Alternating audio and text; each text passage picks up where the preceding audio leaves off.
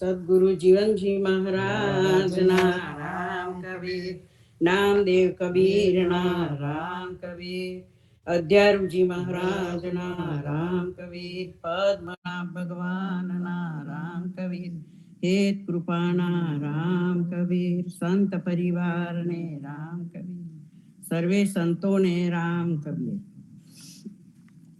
સામેરી સાહેર હું લટ્યો, રતન તનાયા જાય, કર્મ વિના ભરે મૂઠડી, શંખલે હાથ ભરાય. સિયા ગોકુલ આંબો મોર્યો રે, જોવા જઈએ રે, તેની છાયા છે ઘેર ગંભીર રે, સુખિયા થઈએ રે. શિરે ગોકુલમાં બોરે મોર્યો, વાલો મારો ગુણવંતને અતિ મીઠો. શ્રીનંદજીએ સુકરિત માગ્યો, માંગો માતા જશોદાએ સીંચ્યો રે, આંબો મોર્યો રે. સાકારે પત્રનો પારણ જાણું, વાલો મારો 14 ભુવન વિસ્તર્યો. સુખ સનકાદિક પંક્તિ રે બેઠા, વાલો આંબો વેદન જાય વર્ણ્યો રે, આંબો મોર્યો રે.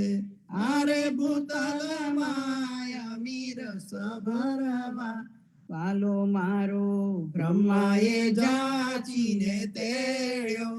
દર્શયા સ્વામી સુફલ ફલ્યો, બ્રિજ વિનતાએ વેડ્યો રે, આંબો મોર્યો રે. સખી તોરણે તોરણ બંધાવો રે, અલબેલો આવે. હું તો મોતીડે ચોક પુરાવું રે, મોહન મારે મન ભાવે. સૈયર સમાની મળી રે માનુની, આજ મારે મંગલ ગાવાને આવો. થાળ ભરું રે છગ મોતીડે, મારા વાલાને વધાવું રે, અલબેલો આવે. સાસને હજનાવું મોરી સજની, આજ મારે હરે હરખન માય.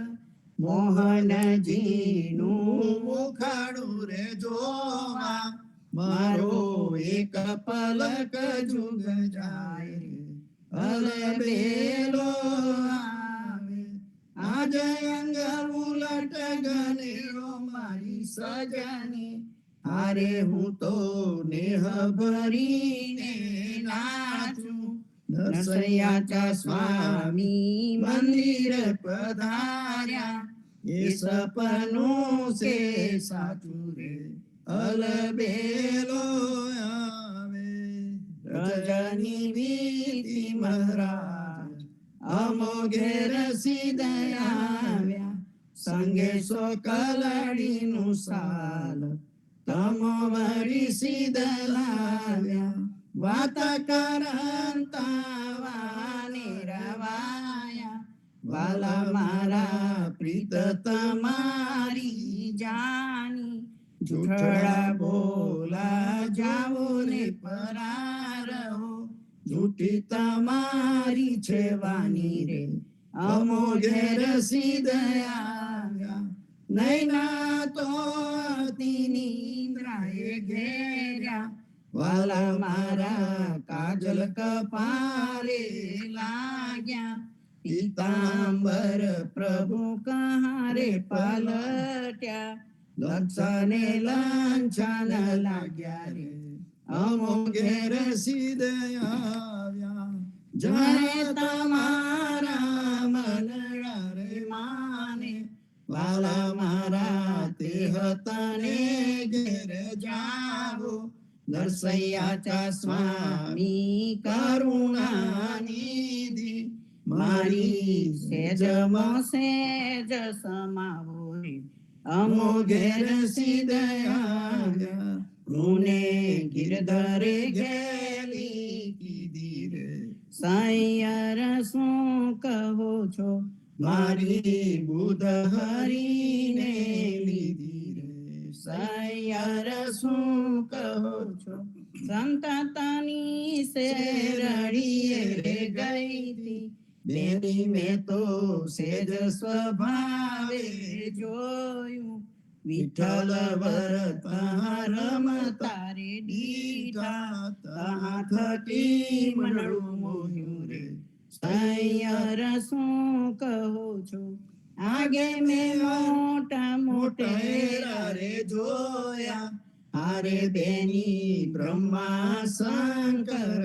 સરખા આને અવસર જાતમને જોતા ભાગી ભૂખ ગઈ તરસારે સૈયર શું કહો છો સર્વ મળીને વૈકુંઠ વખાને હારે જેને ધામ મુગતનું દીઠું બંસી વટ વંદ્રાવન જોતા મુને અવર્ણ લાગે મીઠું રે સૈયર શું કહો છો પરમ બ્રહ્મ પરમ ધામનું રે સ્વામી હારે એનું નિર્ગુણ નામ દ્રઢ ગ્રહ્ય કહે નાનો એ તો ત્રિભુવન તારણ સુમરતા કેમ રહીએ રે સૈયર શું કહો છો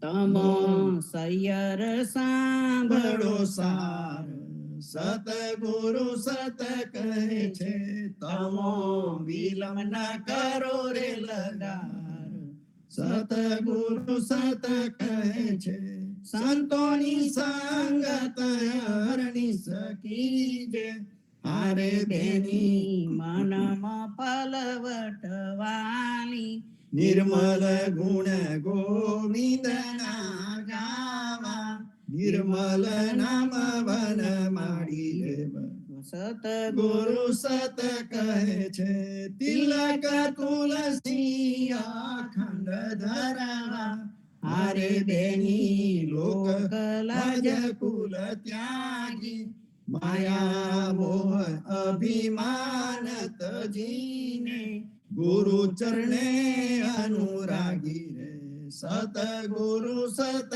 કહે છે આનંદે મની આસન કરવી હારે બેની પ્રતિભતા ધર્મ પાડું અન્ન ઉદક અહીન ઘેર લેવા અવર્ય વિદા ટાળો રે સતગુરુ સત કહે છે સમદયાનું ખેડું રે કરીએ હારે બેની શોક સંતાપ ન લાવો કડવા વચન તે વખતી રે ભૂંડા હૈયે બાણ થઈને વાગે રે સતગુરુ સત કહે છે વૈષ્ણવ જન તો હોય વિવેકી હારે તે તો સંત સહદની જ ખોજે અંતર ઘટમાં થાય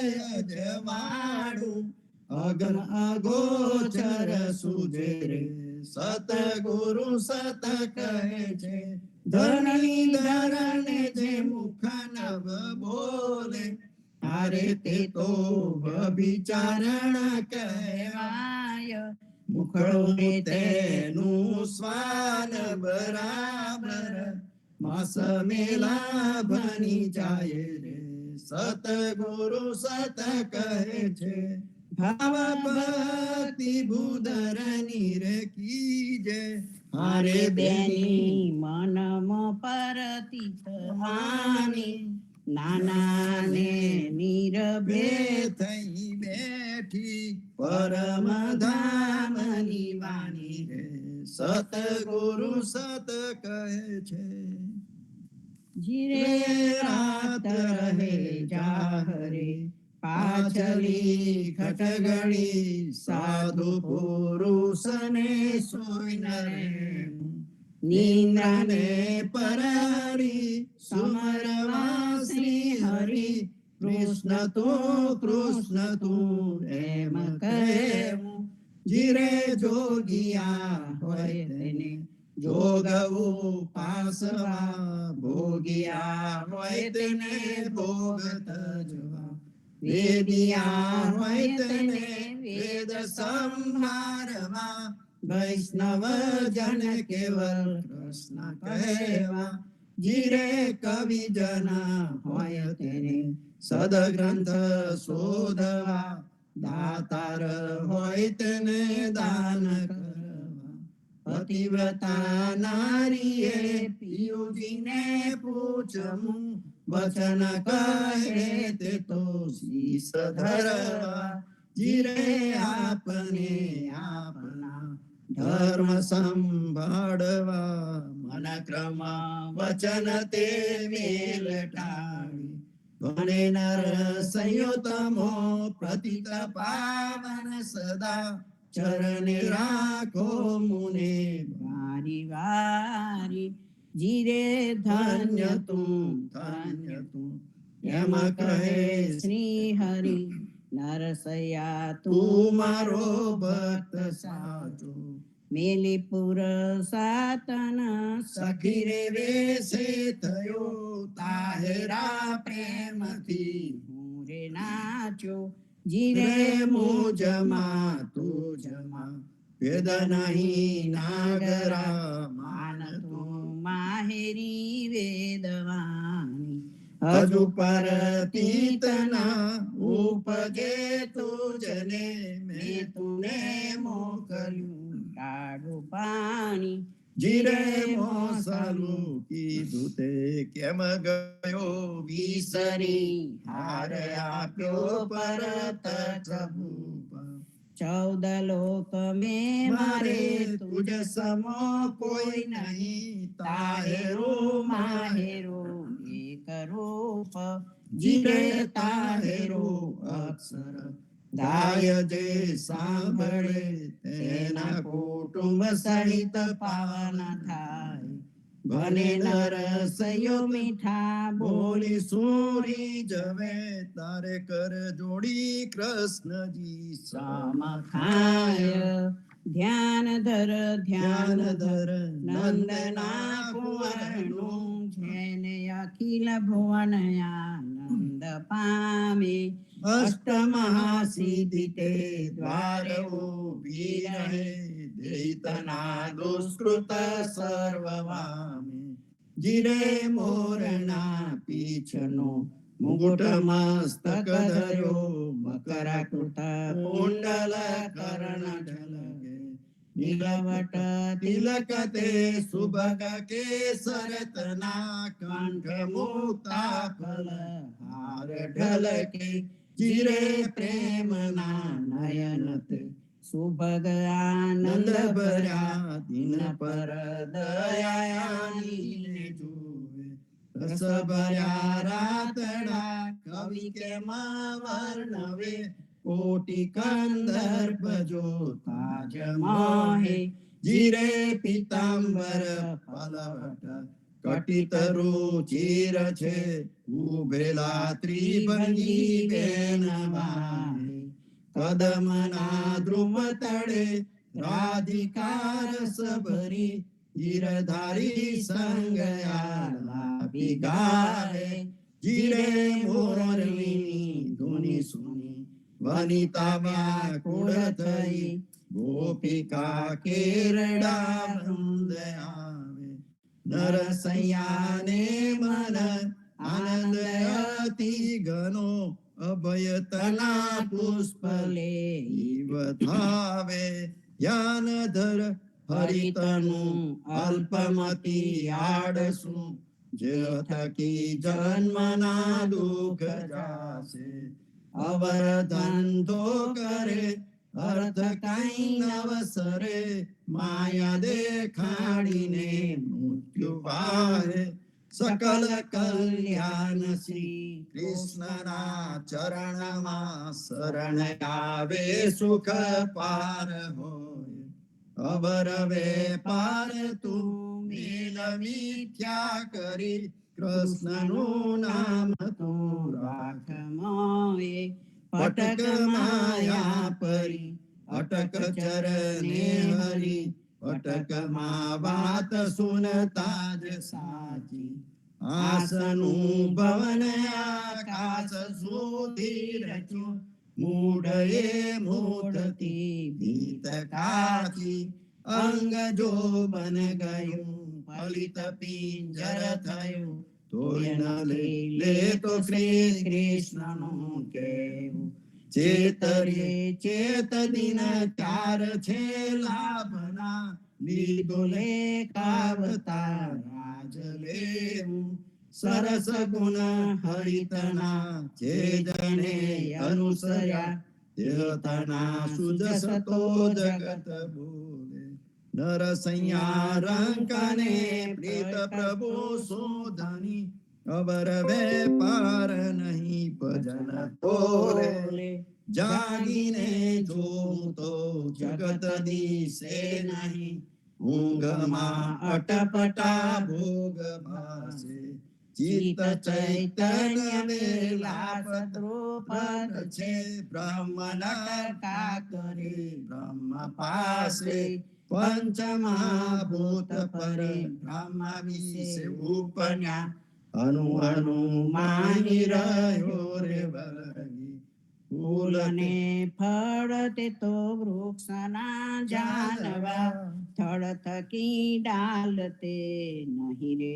અલગી વેદ તો એમ વધે સ્તુતિ સ્તુતિ શાખ દે કનક કુંડલ વિશે ભેદ ના કાટ ઘડ્યા પછી નામ રૂપ ઝૂંઝવા અંતે તો હેમનું હેમ હોય જીવને શિવ તો આપઈ છય થયા રસ પર પંચ 14 લોક કીધા ભરે રસયો એ તેજ તો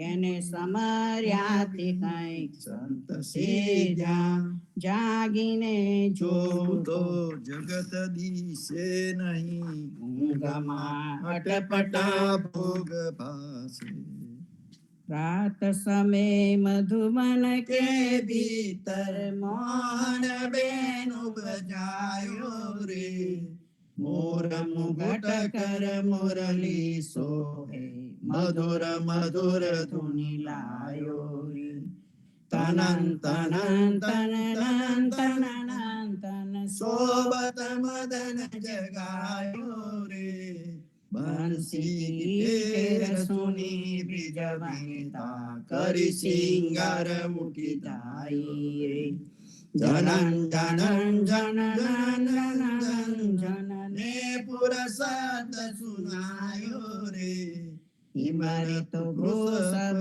જળવર લાગે રસના બચન નયાવે રે સનન સનન સનન સનન સન પવન મધુરી આવે રે શરણ શરણ શરણન શરણન શરણ આરત બચન સુનાવે રે સૂરદાસ વ્યાકુળ બીજ વિનતા ઢૂંઢત શ્યામન પાવે રે પ્રાત સમય ઉઠી જનક નંદિની ત્રિભુવન નાથ જગાવે રે ઉઠો નાથ મમ પ્રાણપતિ ભૂપતિ ભુવન બોલાવે રે હસ્ત કમલ ચરણ પર લોટે લઈ લઈ દગન લગાવે રે સોઈ પરમ રસ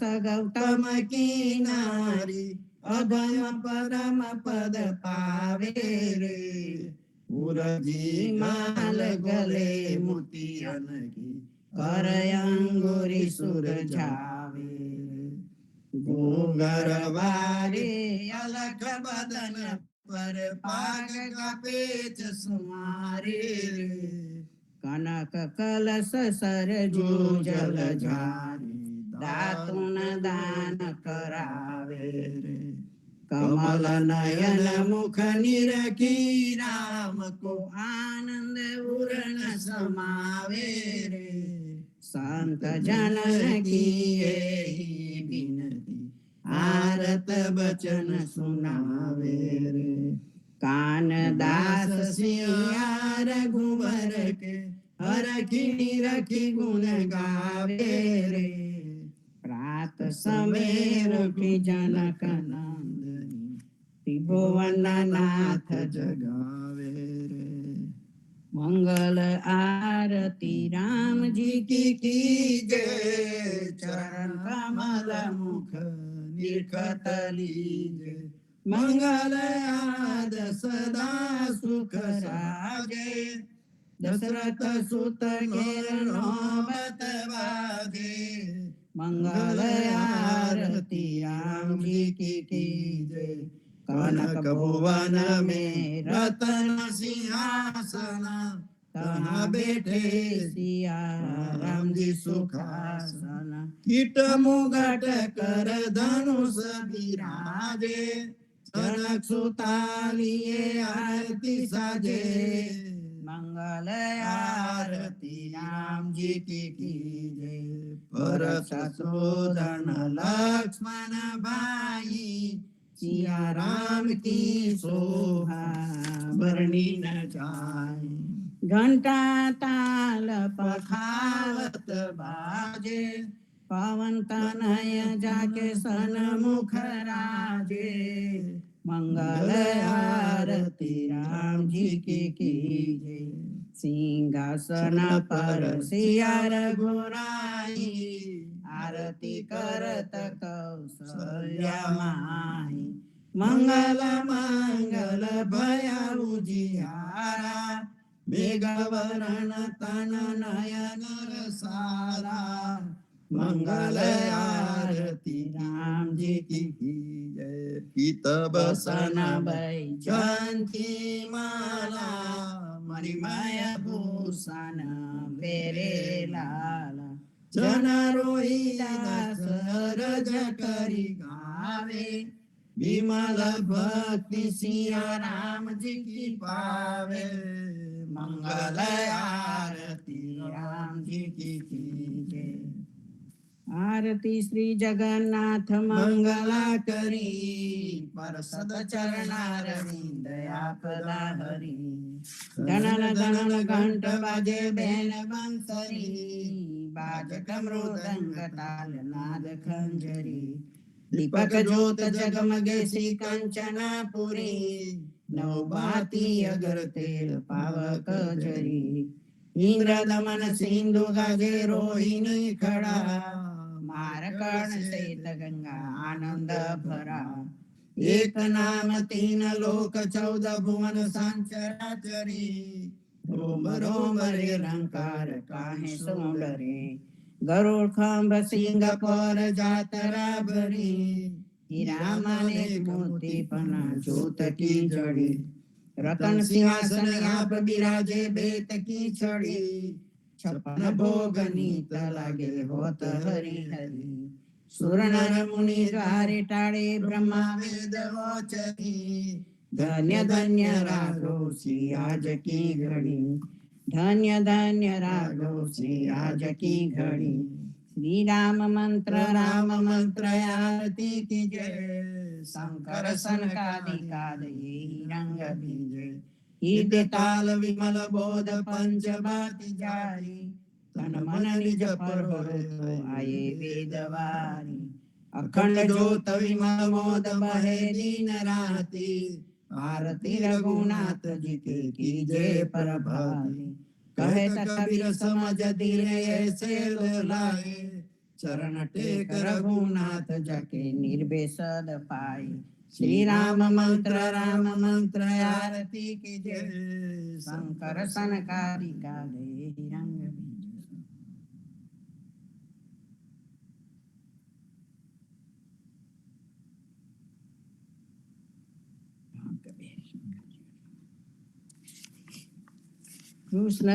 કૃષ્ણજી કહેતા હું થોરે પ્રાણી કૃષ્ણજીના નામ વિના મિથ્યા રે વાણી.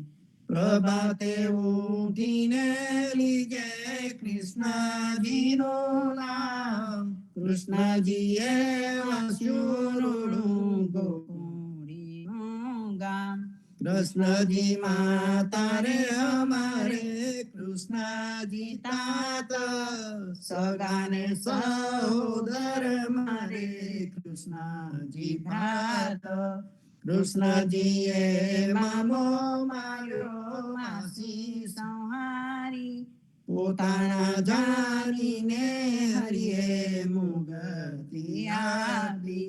કૃષ્ણજીએ અજામિલ તાર્યો હું તો પાપી એક કોલીએ કૌતુક કીધું તેને અચલ પદવી આપી. કૃષ્ણજીએ ગુણ ગાતાની અહલ્યા ઉધારી.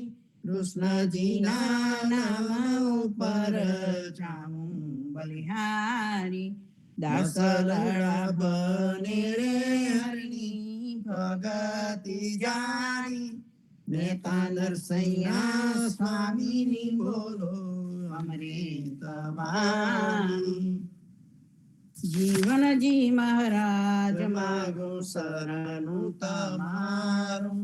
શરણું તમારું રામ શરણું તમારું. જીવનજી મહારાજ માગું શરણું તમારું. કૃષ્ણદાસને ભક્તિ આપી સર્વે ભક્તોની કસ્તી કાપી. ગુજા ગુજારણો દાર કીધો કેશવદાસને શરણે લીધો. ગુરુ સંગાતે યાત્રા વિશે મારવાડને ઉગાર્યો. કૃષ્ણ કેશવને નિમિત્ત કરીને કાંઠો સુરત તાર્યો. પદ્મનાભ જ્ઞાનીજી દાદા સુખદેવજી ગોપાલ જીવનજીએ કૃપા કરીને ઉગાર્યા સંભાળ. રામ કબીરની દળ નૌકામાં જીવનજી બેસાડે કૃપા કરીને કબીર કૃપાનું કૃપાનું સાગર ઉતારે. જીવનજીના બાળ ગોપાલો રામ કબીર ઉચ્ચારો ભવસાગરથી તરવાનો આ સુંદર છે બહુમારો. અનન્ય ભક્તિ નામ નિષ્ઠાને સતસંગતિને ધારો. અવિશ્વાસને દૂષિત ભોજન સલીલ સંગને ટાળો. નિસંગ હોઈને ભજન કરો તો નામ પડે તત્કાળ. પૂજ પાપીને શરણે લીધા એવા દીન દયાળુ. સદગુરુ જીવન છો નિજ નામ. જીવન કૃષ્ણ જીવન રામ. સદગુરુ જીવન છો નિજ નામ. જીવન કબીર જીવન રામ. હરમા બાપર કૃપા કરીને કાનમાં પાલવ ગારે. જીવનજી મહારાજ માગું શરણું તમારું. શરણું તમારું રામ શરણું તમારું. જીવનજી મહારાજ માગું શરણું તમારું. સ્વામી કૃપા કરો અતિ ગાણી. સ્વામી રે મારા સ્વામી કૃપા કરો અતિ ગાણી. ભાજો કો વિચાર અચલ ભક્તિ દેતા હે. જે મુક્તિ ભંડાર પાએ લાગી કરું વિનતી. સ્વામી કૃપા કરો અતિ ગાણી. સ્વામી રે મારા સ્વામી કૃપા કરો અતિ ગાણી. બાજો કો વિચાર અચલ ભક્તિ દેતા હે. જે મુક્તિ ભંડાર પાએ લાગી કરું વિનતી. આનંદ આરતી હરખય પારા. હરિજન આયે મેરે પ્રાણ આધારા. સંતો દર્શન મેરે ત્રણતા પરિવારો. જન્મ મરણ ભવ સાગર તારો શાક પાક મરી ભોજન પાવો સંત સંગત મની હરિ ગુણ ગાવો ઘેર ઘેર મંગલ હોત બધાઈ જન જીવન તા બલ બલ જાય આનંદ આરતી હર ખય પારા હરિજન આયે મેરે પ્રાણ આધાર 14 બાંધો જીવના દેવ રઘુપતિ કી આન વાટ ઘાટ રક્ષા કરો છોડાવો ચારે ખાન સિયાવર રામચંદ્ર કી જય વૃંદાવન કૃષ્ણચંદ્ર કી જય બોલો સદગુરુ જીવનજી મહારાજ ના રામ કબીર હિત કૃપાના રામ કબીર સંત પરિવાર ને રામ કબીર સર્વે સંતો ને પ્રભાતના રામ કબીર રામ કબીર સંતો સર્વે સંતો ભક્તોને પ્રભાતના રામ કબીર ભારતમાં સંધ્યાના રામ કબીર સ્વામી પરિવારને રામ કબીર જીવનજી મહારાજની ગાદીને તેમના ક્રાંતિકારી વિચારોને સાદર સપ્રેમ રામ કબીર. ખૂબ જ ભાવપૂર્ણ રીતે ઉદા ભક્તોની શરૂઆત થાય. સવારમાં પ્રભાતિયાનું કીર્તન લેવાય. એવું કહેવાય છે કે દરેક નવો દિવસ નવી સ્ફૂર્તિ, નવી ચેતના, નવો વિચાર અને નવું ધ્યેય લઈને આપણી સમક્ષ આવી રહ્યો હોય. અને એ ભાવ ઉદા ભક્તોમાં એમની અનીનતાના રૂપે પ્રગટ થતો હોય છે. આપણે સવારે ઉઠીને પહેલો શબ્દ આપણા મુખમાંથી નીકળે છે તે રામ કબીર નામનો શબ્દ નીકળે છે. રામ કબીર આપણને બધાને ખબર છે ભગવાન અને ભક્તની એકાત્મતાનો શબ્દ.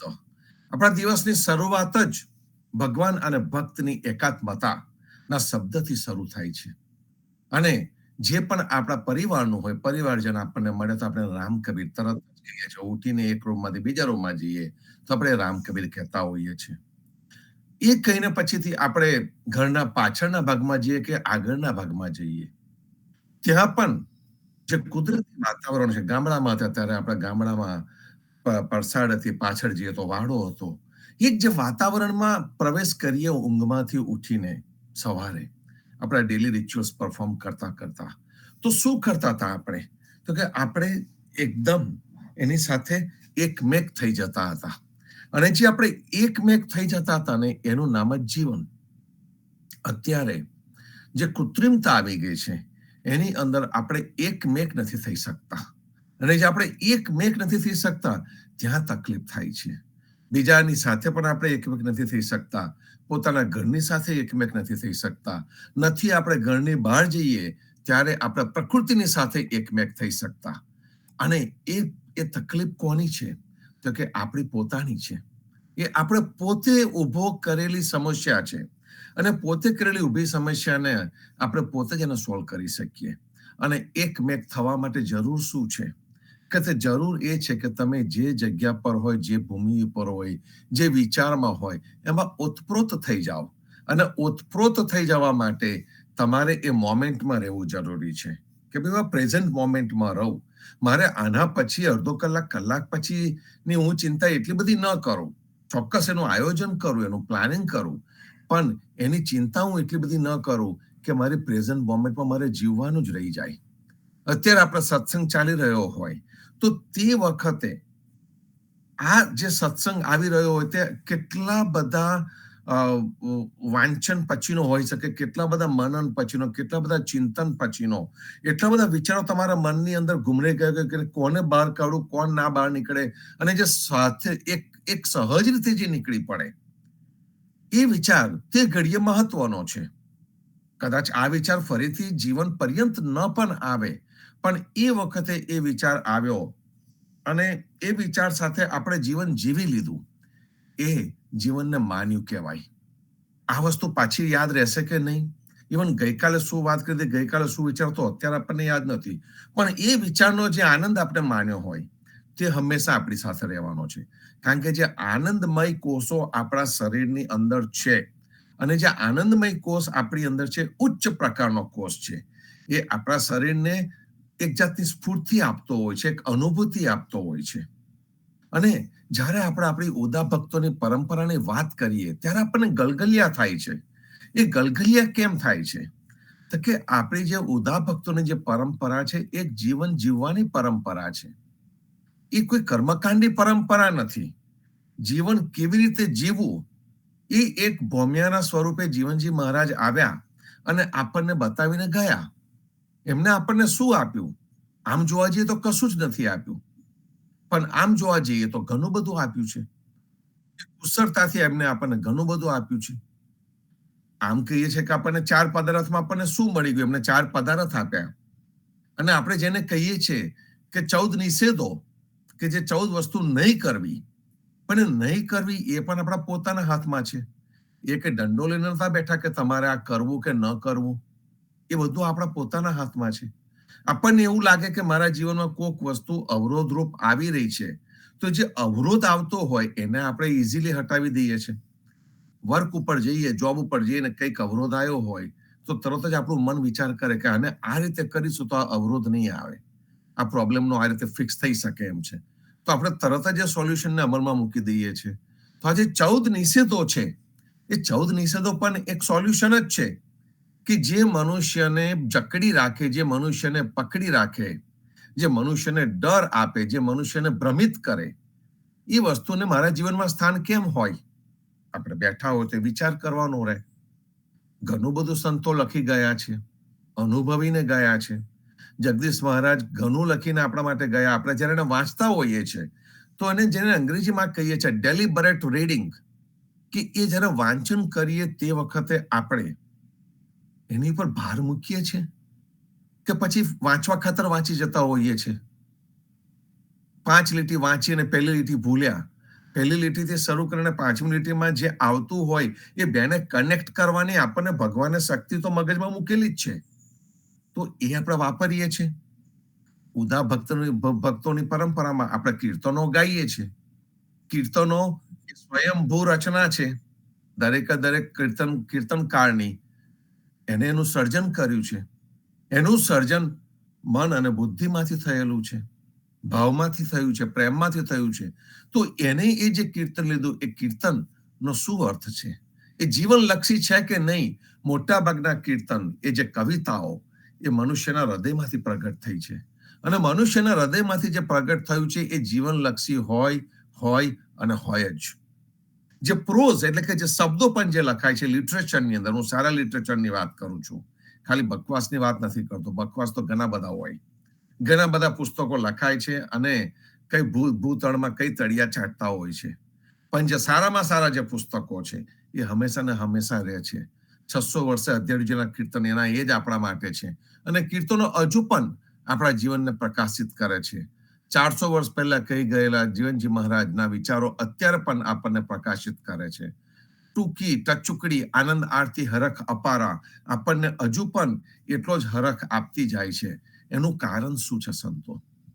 એનું કારણ છે કે એને આપણે સ્વીકારી છે, એને આપણે આપણા પોતાના જીવનમાં મૂકી છે અને એને આપણે આપણા પોતાના જીવનમાં મૂકી એ પ્રમાણે જીવન જીવ્યા એટલે આપણું પોતીકું થઈ ગયું. આપણે જે અન્ન અને ભોજન લઈએ છીએ, જે આપણી પરંપરાનું સુંદર ભોજન, જે આપણે બાળપણથી લઈને તો ઠેઠ ઊન દેશ જઈએ ત્યાં સુધી આપણે એ ભોજન લેતા હોઈએ છીએ. તો એ ભોજન આપણને પ્રિય કેમ લાગે છે? તો કે પહેલેથી મારું પોતાનું છે, મારું પોતાનું આ ભાવતું છે. અને જે ભાવતું ભોજન આપણા શરીરને પણ અનુકૂળ આવે, આપણા મનને પણ અનુકૂળ આવતું હોય. અન્ન તેવું મન એ આપણે કહેલું છે. તો એ આપણને એટલા માટે અનુકૂળ આવે છે.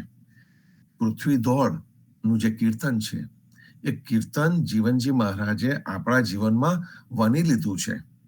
એને દોડને ગ્રંથ શિરોમણી કહી દીધો અને કહ્યું કે જે શિરોમણી એટલે ઠેઠ ઉપરની વસ્તુ છે. કારણ કે દોડ ફક્ત ને ફક્ત કોઈ મોટાના ગુણગાન માટે ગવાતી હોય છે.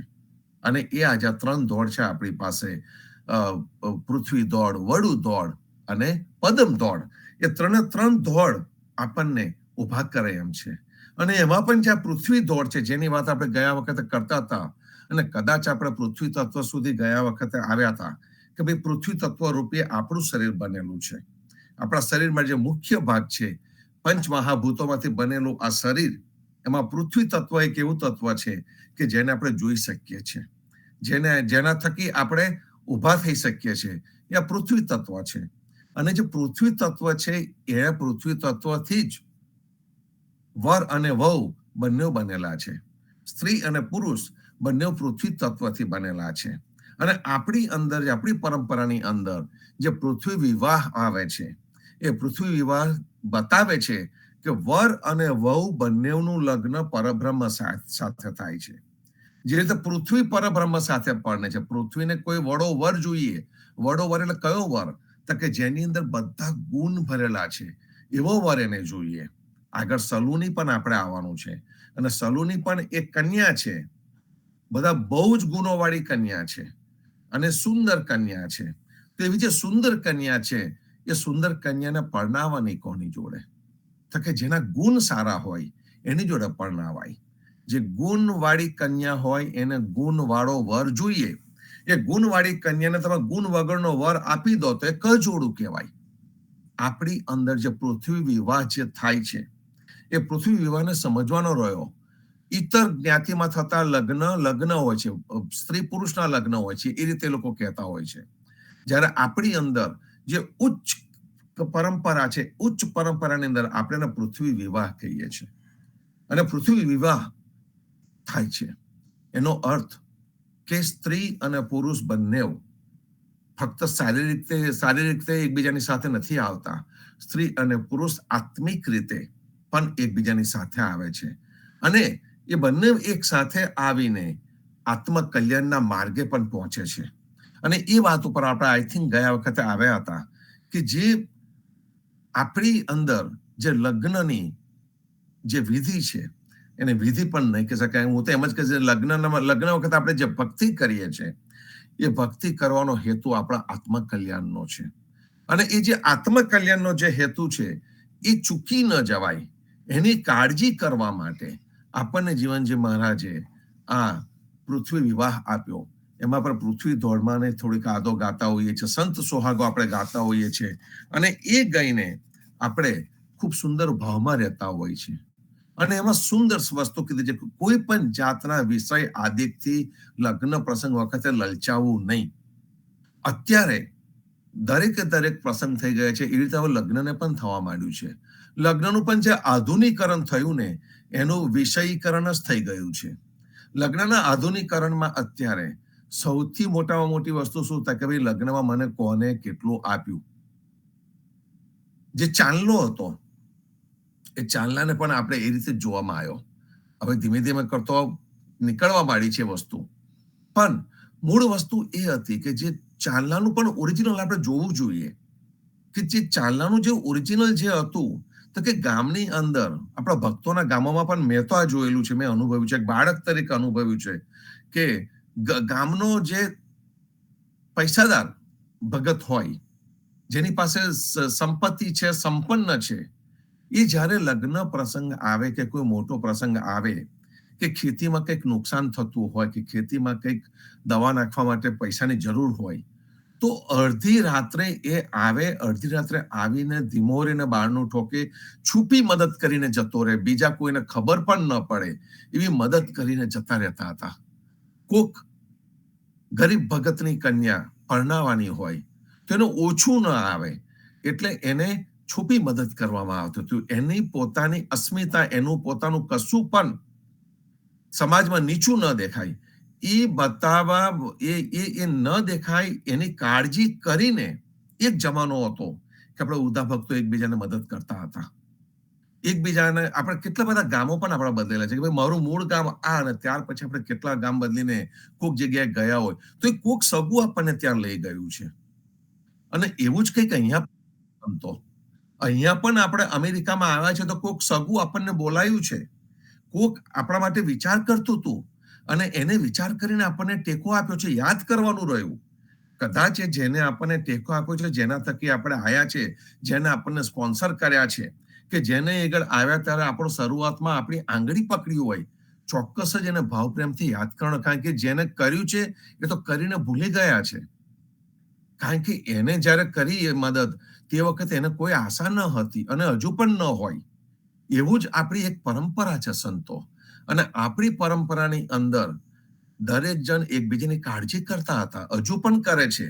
પણ હવે એક ખોટી ટેવ આવી ગઈ છે, કઈ બતાવવાની ટેવ જે આવી છે કે ભાઈ આ મેં કર્યું. જે પેલું પલ્લાની આપણે ગયા વખતે વાત કરતા હતા, તો એ જ થયું છે કે પલ્લું એક ભૌતિક વસ્તુ બહાર ખુલ્લામાં મૂકી દેવામાં આવી અને જેની સગવડ ન હોય એ કંઈક બીજા પાસેથી લાવે દાગીના, કારણ કે એને બતાવવું તો છે, ખુલ્લું કરવું છે, સુપડામાં મૂકવું છે, કોને ખબર શું શું કરવું હોય. અને એ વસ્તુ જે પોતાની પાસે ન હોય, આખી જીવન પર્યંતની કમાણી એની અંદર ખોઈ નાખે અને એ જીવન પર્યંતની કમાણી ખોઈ નાખીને ફરી પાછો નવેસરથી એ જ મજૂરી કરવા માટે મનુષ્ય તૈયાર થઈ જાય, એ ફક્ત દેખાડા માટે. જીવનજી મહારાજે આ દેખાડાના લગ્ન બંધ કરાવડાવ્યા હતા. એમને મુહૂર્ત વિનાના લગ્ન આપણને આપ્યા, એટલે બ્રાહ્મણને દૂર કરી દીધો, મોટી ક્રાંતિ કરી. દેખાડા વગરના લગ્ન કરવા માટે કહ્યું કે એને એ લગ્નની અંદર શું કર્યું, તો કે લગ્નની અંદર ફક્ત ને ફક્ત આ પૃથ્વી દોડ અને સંત સોહાગો એ પૃથ્વી વિવાહમાં ગાવાનો કરી દીધો. ભગવાનની સાથે આપણને જોડી દીધા અને જ્યાં ભગવાનની સાથે જોડી દીધા ત્યાં આગળ આપણને ભૌતિકતાથી દૂર કરી દીધા. જીવનજી મહારાજે એટલો સુંદર એક પ્રણાલી આપણને આપી દીધી અને ધીમે ધીમે કરતા હવે આપણે એ જ ઉદા ભક્તો શું કરવા માંડ્યા, તો કે કરવા માંડ્યા ભાઈ હવે તો લગ્ન અમારા તો છે ને હવે આવી રીતે કરવા પડશે, કારણ કે ઇમિગ્રેશન વાળા આવું માંગે છે, કારણ અમારે તો ભાઈ એક જ છોકરો છે, પૈસા ખર્ચવા પડશે, કારણ કે પેલા આ બેન્ડ મંગાવ્યું હતું એટલે અમારે આ કરવું પડશે. કેટલી બધી દેખાદેખી. અને એ બધી જે દેખાદેખીની અંદર આપણો અડધો પોણો કલાકનો જે કીર્તન ભક્તિથી થતું લગ્નનો સમય એકદમ ઓછો, પણ ઠાઠનો સમય કલાકોના દિવસોના દિવસો એમાં બગડે. એ જ જમાનામાં તો બહેનો માંડવામાં આવીને ભલે 3-3 દિવસ લગ્ન ચાલતા હતા પણ કીર્તન ભક્તિ થતી હતી. સુંદર ભાવથી આ થતું હતું. લગ્ન માટેની જયારે કંકોત્રી લખાતી હતી તો કંકુ છાટી કંકોત્રી મોકલી એવું આપણે નથી ગાતા, આપણે કહે છે કેસર છાટી કંકોત્રી મોકલી. આ ઉદા ભક્તોનો ભાવ છે કે કેસર છાટી કંકોત્રી મોકલી. આપણે શબ્દો પણ બદલ્યા છે. એની અંદર કોને કોને બોલાયા છે લગ્નમાં આમંત્રણ માટે, કયા ભાવથી બોલાયા છે, એ સુંદર કીર્તન છે આ. અને આપણે કંકોત્રી લખતી વખતે હજુ પણ બધા ઉદા ભક્તો જયારે ભેગા થાય છે ત્યારે આ ગાઈને આપણે કંકોત્રી લખતા હોઈએ છીએ અને સમજીને કંકોત્રી લખતા હોઈએ છીએ. અને કંકોત્રી લખતી વખતે જે વીરાને ભાઈને બોલાવો, તું આની સાથે આવ, 5 પાંડવોને લઈને આવ, એ જે આખું જે કીર્તન છે એ કીર્તનની અંદર નો જે સુંદર ભાવ છે કે ગજબનો છે. અને એની અંદર વિપ્રને પણ બોલાવજો. વિપ્ર એટલે કે બ્રાહ્મણ, એને પણ બોલાવજો. પણ આપણે ઉદા ભક્તો વિપ્રને બ્રાહ્મણ તરીકે નથી લેતા હોતા. આપણે વિપ્ર એટલે આપણા પોતાની પરંપરાની અંદર જે પ્રેમથી આપણી ઘેર આવેલા સંતો ભક્તોની વાત છે. જે પ્રેમરૂપી સંતો ભક્તો, પ્રેમરૂપી મહેમાનો જે આપણે ત્યાં આવે છે એને આપણે વિપ્ર તરીકે લેતા હોય છે. વિપ્ર એક એવી વ્યક્તિ છે કે જે તમને ગાઈડન્સ આપી શકે, જે તમને આગળ લઈ જઈ શકે, અને એ ભાવે આપણે એને લીધેલું છે. તો આજે પૃથ્વી દોડ છે, એ પૃથ્વી દોડ નો આપણે ઉપયોગ કેટલા બધા પ્રસંગો પર કરીએ છીએ. લગ્ન ઉપર તો ખાસ એનો કરતા હોઈએ છીએ. પ્રસાદ લેતી વખતે આપણે આદ ગાતા હતા. પૃથ્વી દોડની 2 નંબરની આદ આપણે ગાઈએ છીએ પ્રસાદ વખતે.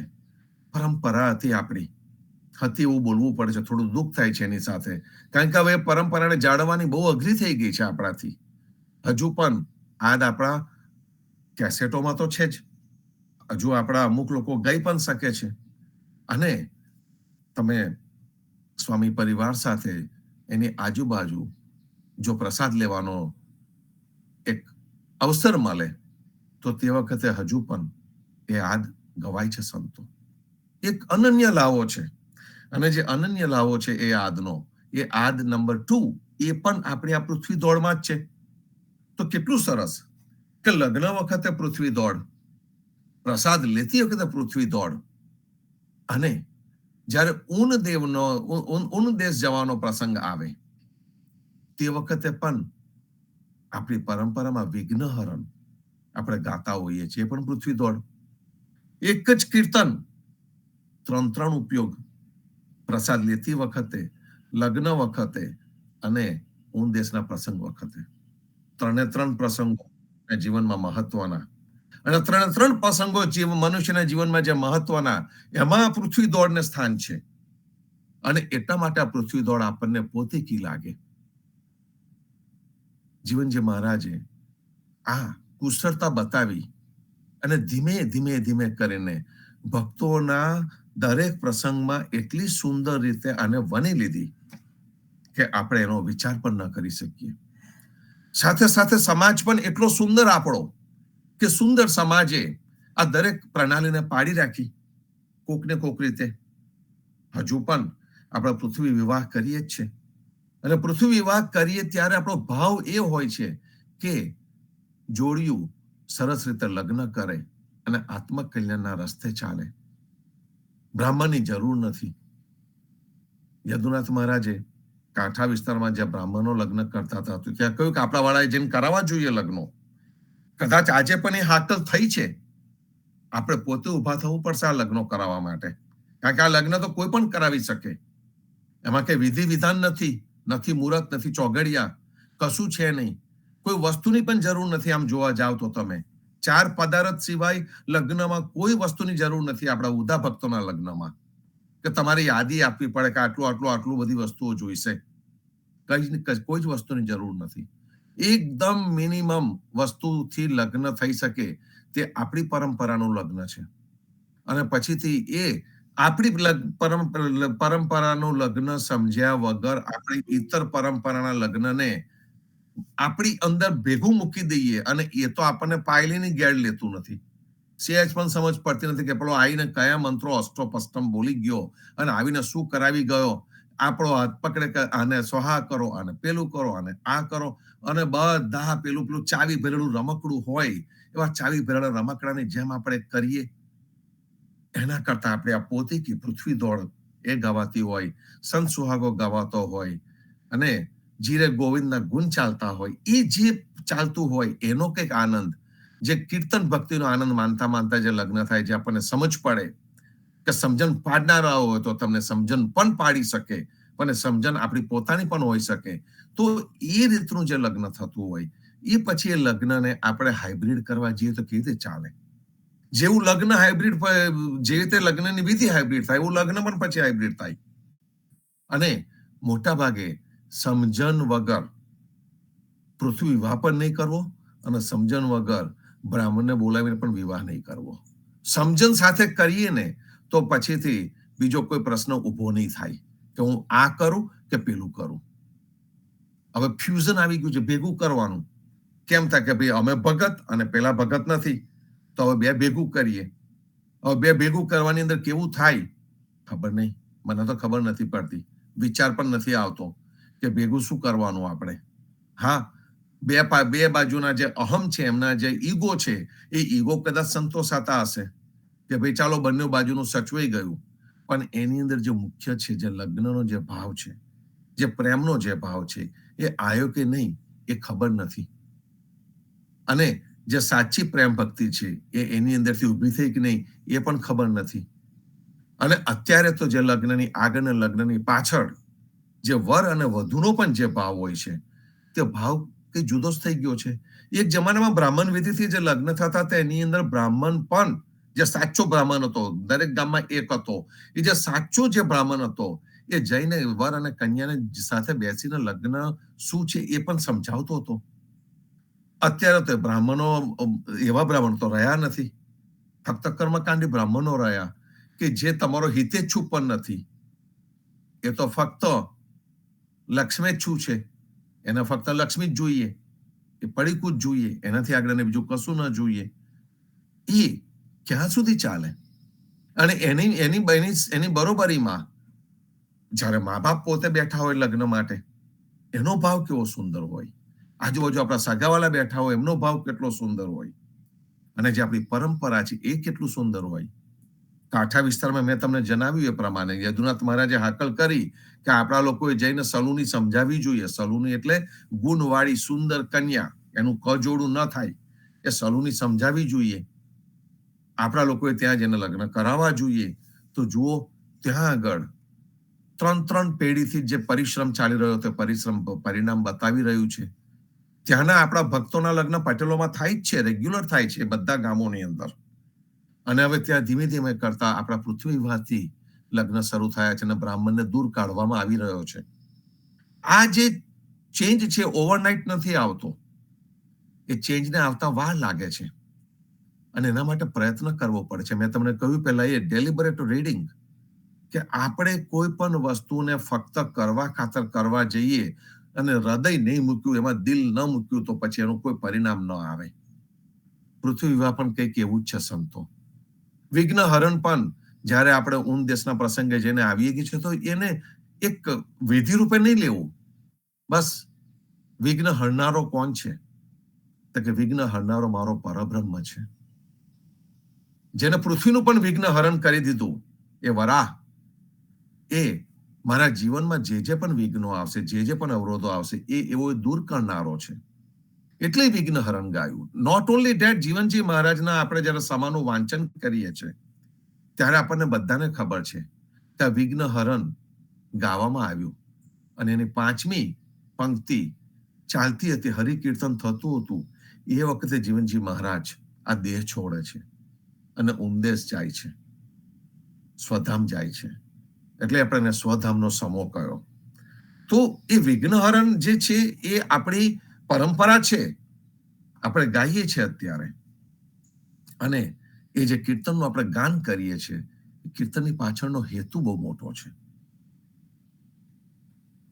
આદ આપણે જ્યારે ગઈએ છીએ અને પ્રસાદ લઈએ છીએ, એ પણ એ જ પ્રમાણે છે કે જે પ્રસાદ લેતી વખતે આપણે જે આદ ગઈએ છીએ, તો એ જે અન્ન આપણને પૃથ્વી તરફથી મળ્યું છે, અન્નને આપણે ચોખ્ખું કરીને એક સુંદર ભાવથી એને રાંધેલું છે અને રાંધેલું આપણે ત્યાં મૂકેલું છે. તો આપણે એને કૃષ્ણાર્પણ કરીએ છીએ. એ આદ ગઈને આપણે એ પ્રસાદને કૃષ્ણને અર્પણ કરતા હોઈએ છીએ.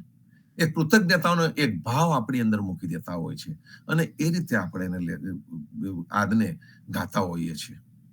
તો આ એક સુંદર પૃથ્વી દોડ, એ પૃથ્વી દોડની અંદર પહેલા વિઘ્નહરણ આવે છે, પછી સલૂની આવે છે અને ત્યાર પછીથી જે પૃથ્વી દોડની જે દરેક આદ છે, એ દરેક આદ એની અંદર આવે છે. સંતો, એટલું સુંદર આ કીર્તન છે, આપણા જીવનમાં વનાયેલું છે. અહીં સુંદર રીતે પુસ્તકની અંદર એનો ભાવાર્થ લખેલો છે અને સંશોધન કરીને એના મૂળિયા સુધી પણ ગયા છે. પૃથુ રાજાની પણ એમાં સ્ટોરી આવશે. દરેક હું મોટા ભાગે વાર્તાઓમાં બહુ જતો નથી હોતો. એનું મહત્વ છે, કારણ કે ક્યાંથી આવ્યું તે સમજવું જોઈએ. અધ્યયનજી બહુ વિદ્વાન હતા અને એમને એ બધો સ્ટડી કરેલો તો એટલા માટે આપણને પુસ્તકમાં એ દેખાય છે, પણ એની સાથે સાથે તત્વજ્ઞાન પણ ભરપેટ એની અંદર ભરેલું છે. અહીંયા પ્રયત્ન કરવામાં આવે, એ જ પ્રયત્ન કરવામાં આવે છે કે એની અંદરનું જે તત્વ છે તે આપણે સમજીએ. જગદીશ મહારાજે તો સુંદર રીતે બધું આપણને બતાવ્યું. એમને તો એ કીર્તનોનો જે વાર્તા છે એ પણ આપણને કહી દીધી, એની સાથે સાથેનું તત્વ પણ કહ્યું, આપણને સાથે સાથે શીખ પણ આપીને ગયા, અનુરોધ પણ કરીને ગયા. ભોમિયા હતા ને, એટલે આપણને ખાલી આંગળી ચીંધે કે આ બાજુ જવા જેવું છે, પણ એ જવા માટેનો આચરણનો ધર્મ તો આપણે પાડવાનો રહ્યો સંતો. તો આપણે આ જ રીતે એના તત્વને સમજતા રહીએ. આ દરેક વસ્તુને આપણે જીવનસ્થ કરીએ, આપણા જીવનમાં લાવીએ. અને એટલા માટે આપણે કહ્યું છે કે ઉદા ધર્મ છે ને એ આચરણનો ધર્મ છે, બાકી બધું કર્મકાંડ છે સંતો. તો આચરણમાં આવે એ ભાવ આપણે રાખીએ. આ વીકેન્ડમાં આપણે પૂનમ આવી રહી છે, ગુરુવારે હું જાહેરાત કરીશ, તે વખતે આપણે નામ લઈશું, કીર્તન કરશું, સત્સંગ કરતા રહીશું સંતો. તો આવતા રહેજો, જોડાતા રહેજો. સર્વે સંતો ભક્તોને પ્રભાતના રામ કબીર, ભારતમાં સંધ્યાના રામ કબીર, સ્વામી પરિવારને રામ કબીર, જીવનજી મહારાજની ગાદીને, તેમના ક્રાંતિકારી વિચારોને સાદર સપ્રેમ રામ કબીર. રામ કબીર સંતો. સર્વે ભક્તોને પ્રભાતના રામ કબીર રામ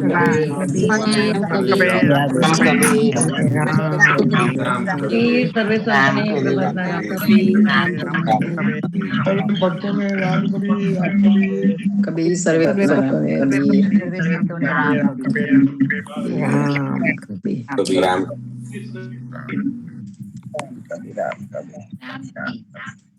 સર્વે